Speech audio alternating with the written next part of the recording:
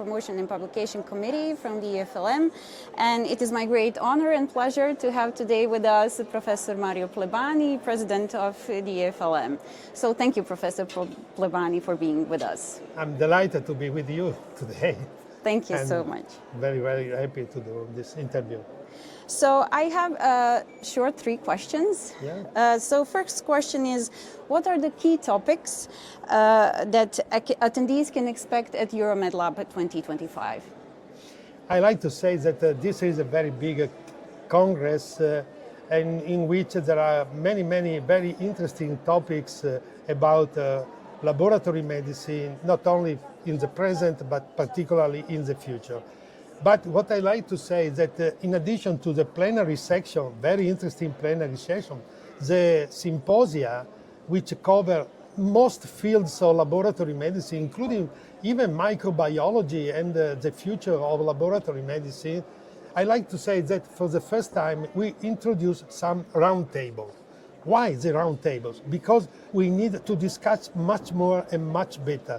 So the speakers will just present some ideas, but the final aims of the roundtable is to open a discussion involving particularly the young scientists, because we have to think about the future of laboratory medicine and the future of laboratory professionals.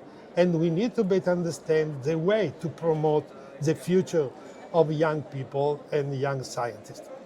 Thank you so much. So what are the current priorities for the EFLM under your leadership? I must say that we changed the organization of EFLM.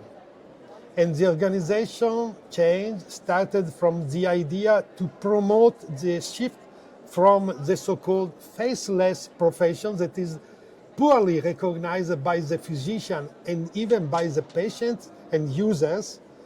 We would like to move towards a value profession, and therefore we made the reorganization based on value-based laboratory medicine. And there are at least 3 different arms. The first is digitalization and artificial intelligence, very important, not for the future, but right now.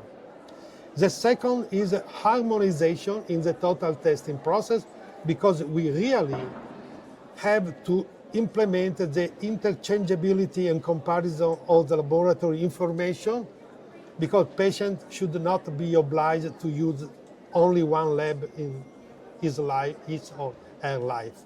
The third one, integrated diagnostic, because for most pathologists and conditions, we have to put together the data of clinical labs with microbiology, virology, but sometimes pathology and imaging. So integrated diagnostic means the dream is to have a common report which should be probably even implemented using artificial intelligence tool, which make possible a better interpretation, utilization by the clinician and in the future by even the citizens.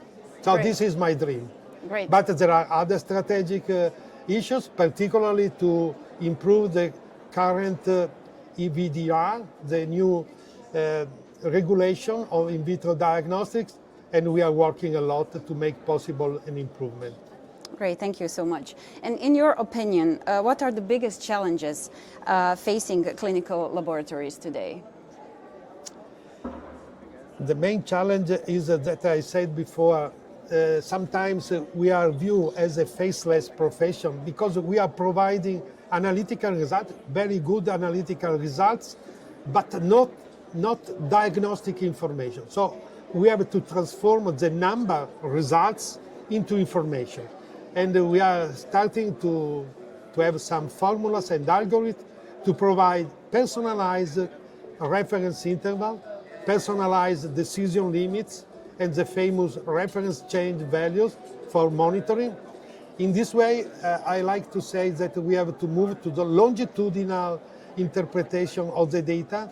That means to collect the data from the beginning or in a healthy status and to better understand when something is wrong and to promote prevention and personalized medicine.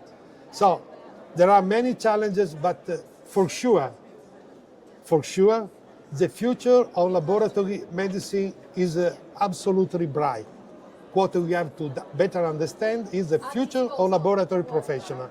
So we have to evolve and to have a new face to provide evidence of the work we are doing and the importance not only for the clinicians, but even for the lay person, I mean users and citizens.